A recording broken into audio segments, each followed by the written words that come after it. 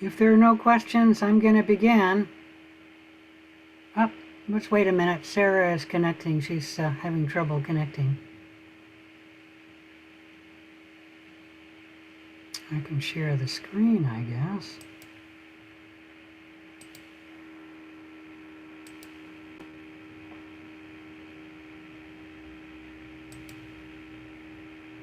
Sarah still trying to connect. Oh, Sarah's on now. Okay, great. We're a small group again. I'm not sure why that's the case. Let's go about what we're doing. Today, we're studying Lab 8, identification of gram-positive organisms. You're also supposed to be working on your unknown work, and your infectious disease paper is due Saturday, February 20th. So that's this weekend. So hopefully you guys are well along on this. Somebody just sent me an email saying that, oh, they forgot to turn in what they would like to work on. And they said, I'm working on this project. And I said, well, that's not an infectious disease, so you're not really allowed to work on that one. So you were supposed to get permission with me for your projects before you started on that. And not everybody did that. But the project is due this Saturday at 11:59 p.m. Just turn it in Canvas. Any questions about any of that? Does it say how long the paper has to be? Yeah, it does. Let me, I've got too many things open here. Just a minute. I can't find the screen share. Oh, here it is. All right, let's close that. To kind of piggyback on her question, are we also writing this in MLA format, or is there a certain format that you wanted to send? It said it can be MLA format or another format that is similar to MLA. What's the other one called? I forget. And then there's scientific format. APA. APA is the most common. You can use any of those formats as long as you're consistent. Let's take a look at the infectious disease project.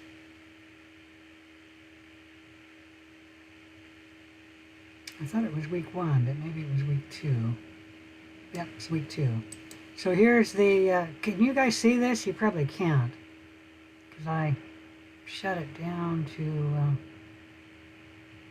I got too many of these Zoom things open because the other one from the lecture isn't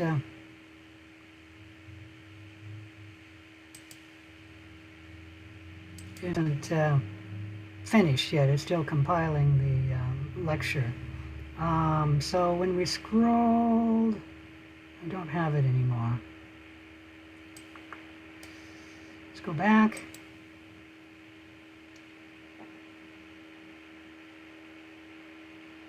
So it's this link here, Infectious Disease Research Project.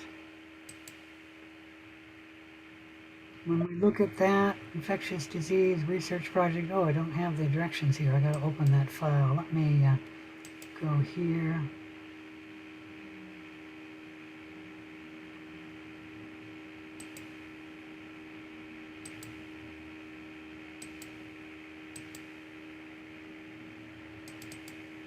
And look at the instructions. Nope, that's not the instructions. That's what people are working on.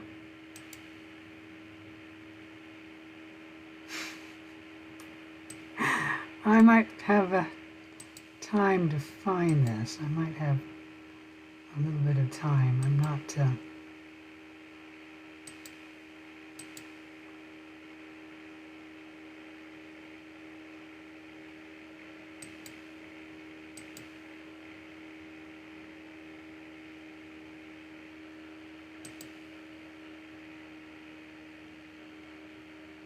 I have a feeling that's not the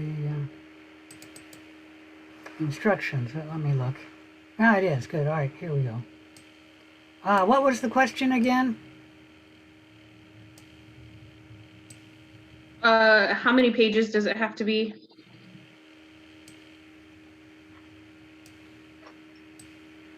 That is in here someplace. Let me shrink that so I get a little bit better. I think you mentioned 7, was it? It's in here. Just let me look it up. Just a minute. I've got too many. There we go.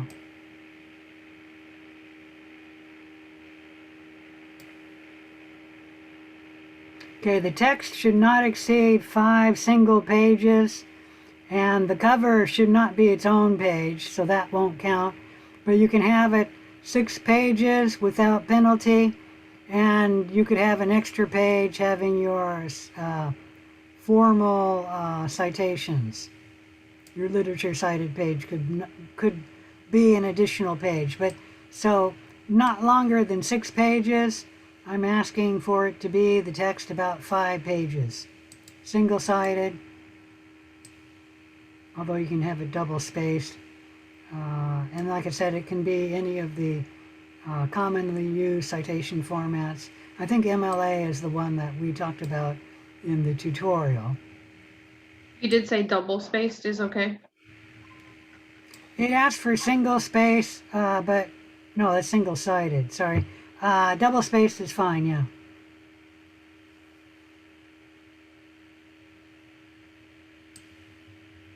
Okay.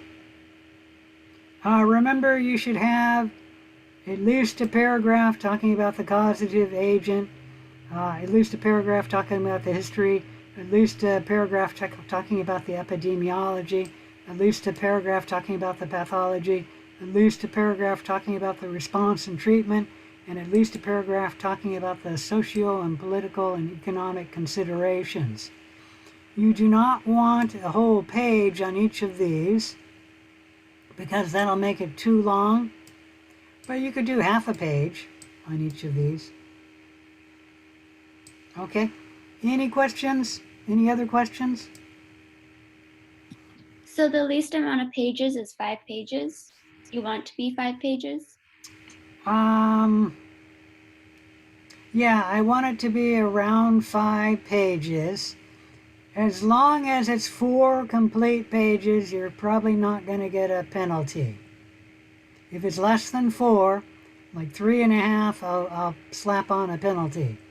Okay? Thank you. So when I say 5 pages, I will let, if you're a page longer or a page less, I will let that slide. Okay? But anything beyond a page, you'll get a penalty. Okay, so if you are 3.5 pages, you should put a little bit more text in. And if you're beyond 6 pages, you should figure out something to make it smaller. Okay?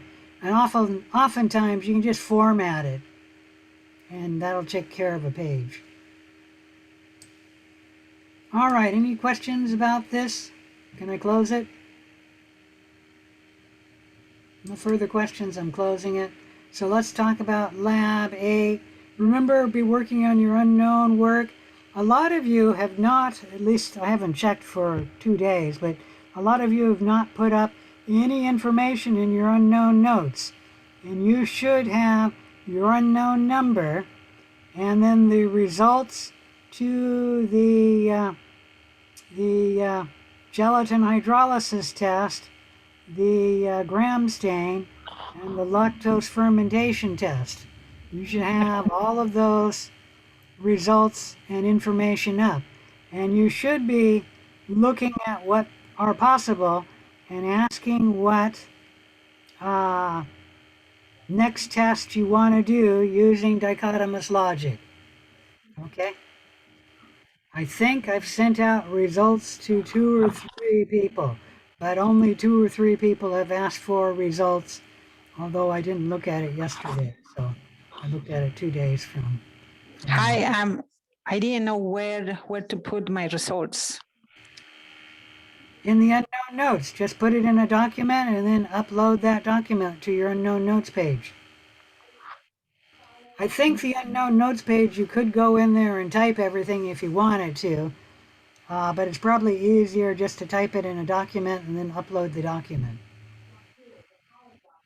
Okay? Okay. And then at the bottom, if you have your conclusions about what species are under consideration and what test you would like to do and why you'd like to do it, and then request that test, that would be good to have it at the bottom of your document. But if it's in the document, I'll find it. Okay? Thank you. I will do that today. Okay. All right. I think that's it for here.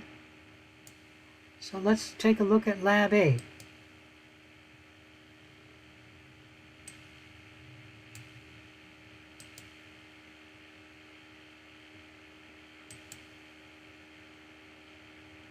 This is going to be in a little bit of way, but we'll put it there. Lab 8, the identification of gram-positive organisms. And we're going to look at gram-positive cocci, these three families here, which you should probably know them. Staphylococcus, I think everybody knows already. Streptococcus, that's what causes strep throat, Streptococcus pyogenes. So you should probably know those two species, maybe Enterococcus. The gram-positive bacilli, you probably don't know them. We will talk about Clostridium and Bacillus in this lab. We really won't talk much about Corynebacterium and Listeria. The primary learning objectives. Upon successful completion of the lab, students should be able to understand the principles and how to interpret the results for these tests: the CAMP test, the Bialasculin agar slant test, the SF broth test, the opto-chin sensitivity test, and we'll talk about all those tests. And then you should be familiar with using a dichotomous key to solve case studies involving gram-positive bacterial infections. When specimens are received in a microbiology lab for routine bacterial cultures, they are inoculated on culture media that will facilitate the growth of common pathogens and placed in physical environments that will support their growth. Microbiologists will use colony morphologies and gram stains to provide important information in the primary classification of the isolates. However, this information alone will not be enough to identify the species. You will need further biochemical testing. In this lab, we'll look at the CAMP test, the Bialasculin hydrolysis test, the SF broth test, and the opto-chin sensitivity test. Any questions? All right, the first test we'll talk about is the CAMP test. CAMP is an acronym for the three microbiologists who invented the test, and they first described amplified hemolytic effect of some beta hemolytic organisms when they are physically near Staphylococcus aureus. What you do is you make a single streak of beta hemolytic Staphylococcus aureus on a blood agar plate, usually down the middle of the plate, and then the organism you're testing, you streak on the plate perpendicular to the Staphylococcus aureus. Okay, and this could be an unknown organism or an organism you're streaking to test its beta hemolytic effect in concert with Staphylococcus aureus. Streptococcus pyogenes, when you use the CAMP test, you don't see any further beta hemolytic activity of Streptococcus pyogenes when you have Staphylococcus aureus on the plate. And if you look at that highly, you can see there's a little bit of hemolysis around the Streptococcus, which is on that streak there. So there is a little bit of hemolysis, and there's beta hemolysis, which is very apparent around the Staphylococcus aureus here, the streak here. Listeria, when we look at the plate, you'll note that on the streak, Listeria has very little, if any, hemolysis, except it has a little bit of hemolysis around the Staphylococcus aureus. So there's slight enhancement of the beta hemolysis for Listeria around Staphylococcus aureus. And then Streptococcus algal TAE has tremendous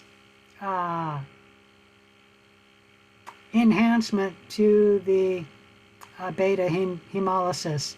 So here is the beta hemolysis strep A, not near the Staphylococcus aureus, and you can see it is creating beta hemolysis a little bit. But you see the arrow here, this great enhancement of the beta hemolysis, meaning this clear region here, which tends to take on an arrow shape, is the enhanced hemolysis in the presence of Staphylococcus aureus. Any questions about that? So this would be a no enhancement or a negative CAMP test. This would be a positive CAMP test, and this would be a slightly positive CAMP test.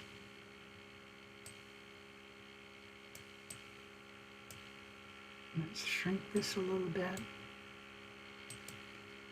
The bile esculin hemolysis test is a tube of bile esculin agar on a slant, and we use it to differentiate Enterococcus from Streptococcus.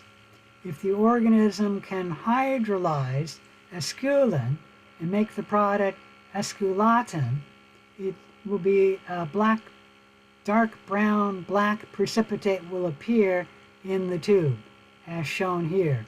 So this is bile esculin positive test, and that's bile esculin negative test. And what happens is esculin is broken down into glucose and esculatin, which is dark brown in color and it kind of looks black. Negative species, Streptococcus, and Enterococcus is positive. Any question about any of that? All right, the SF broth test, which is what it's commonly referred to, is the Streptococcus faecalis broth test. And what you do is you simply inoculate an organism in the broth, and if the organism is negative, it might grow in the broth, but it does not ferment the sugar glucose, and so no acid products are made. So this is a negative tube. And if it's positive, the organism will grow in the tube and ferment the sugar glucose, creating acids which will change the color of the tube to yellow. So this is FF broth positive. And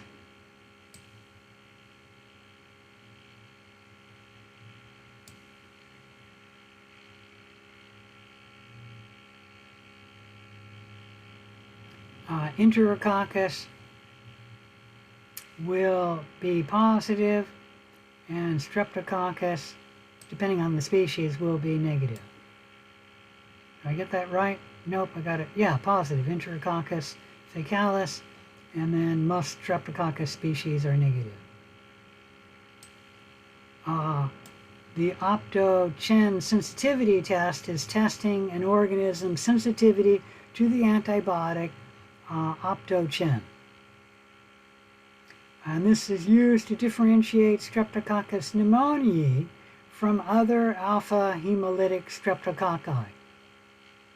So alpha hemolytic means it causes alpha hemolysis on the blood agar plate, and Streptococcus pneumoniae is sensitive to Opto-Chen, the antibiotic.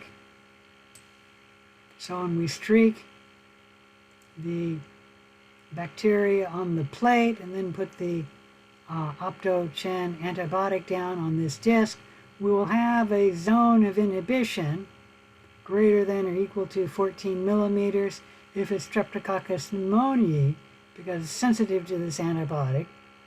Other alpha hemolytic streptococci are not sensitive to Opto-Chen, so we say they're resistant, and they will grow right up to the antibiotic disc. Any question about any of that?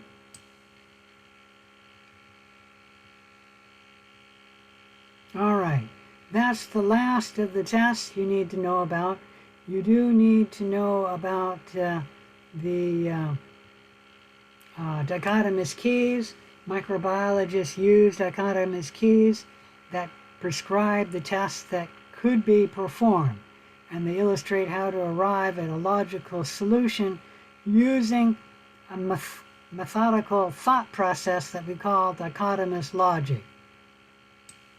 And that's what you're supposed to be using for your unknown report, dichotomous logic, where when you have all known organisms, you do a test that will split the organisms into two types of organisms, like the Gram stain will separate all of the bacteria into gram-positive bacteria and gram-negative bacteria. And we have a gram-positive bacteria, so then we do a test for separating the gram-positive, and we could do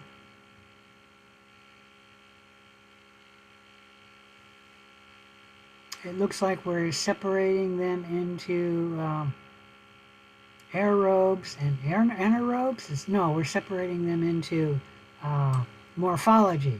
So we're separating the gram-positives into the gram-positive bacilli and the gram-positive cocci. And we have a gram-positive cocci. We then do the catalase test, which can be catalase positive or catalase negative. The point is that at each juncture, we have two possibilities, catalase positive, catalase negative. So try and do your unknown project using dichotomous logic, and you'll need a dichotomous key to do that. If you don't use dichotomous logic, then you will receive a penalty on that report. Any questions about the dichotomous key and dichotomous logic? All right, so in Laboratory 8 exercise, you're not physically going to be performing any of these activities. Everything you will be done online. However, you are responsible for knowing how to perform and interpret these, such as the SF broth test and the bile esculin test. And we have a video clip for that. And then the CAMP test, and we have a video clip for that. And then review how to interpret the following tests by completing this chart. So you need to fill in this chart and then submit it. So some of these are discussed in this lab, but some of them you have to refer to a previous lab to get the information. The Schaefer-Fulton stain for endospores. What color is it for a positive endospore? Does anyone remember? If you have an endospore, what color will the endospores be in the Schaefer-Fulton stain? Does anyone remember the stain? That tells you the color. It'll have a little white capsule. Say again? It'll have a little white capsule around it. No, that's for the capsule stain. We're doing a test for the endospore stain. I mean the endospore test, which is the endospore stain. Okay. I'll tell you they're green, so I'm giving you the information here. The endospores will be green, and you've got to look up what the negative will be. What you were talking about is the test for the capsule, so you got it right here. So look these up. The catalase test, we did that earlier. The coagulase test, I think that was the last lab. The oxidase test, I think that was the last lab. The CAMP test is today. The bile esculin test is today. The SF broth and the optototion is today. And then the view the video on how to use the dichotomous key. And then open up your worksheet, and you don't need to write this here, write it in the worksheet.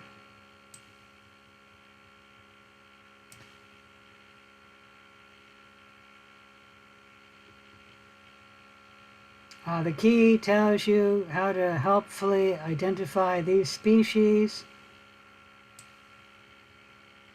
But use that dichotomous key to identify the case studies 1 through 8, which, let me see how I've done that.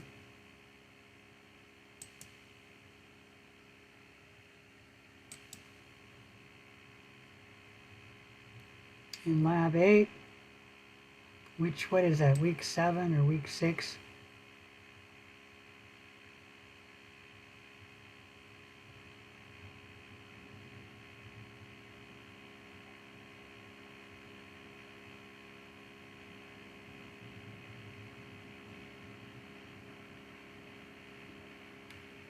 Week 7. So there's the worksheet, and then you'll have to click on these links to get each of the case studies.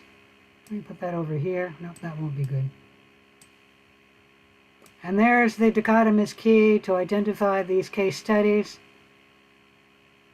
And there's a link for your infectious disease research project, which is due the end of this week. All right, any questions on what you're doing? If not, go ahead and get started on the lab. It's now 7 o'clock. I will be here till 8 o'clock to answer any questions. And please use me as a resource. Okay? All right, get started. I'm going to end the sharing and the recording.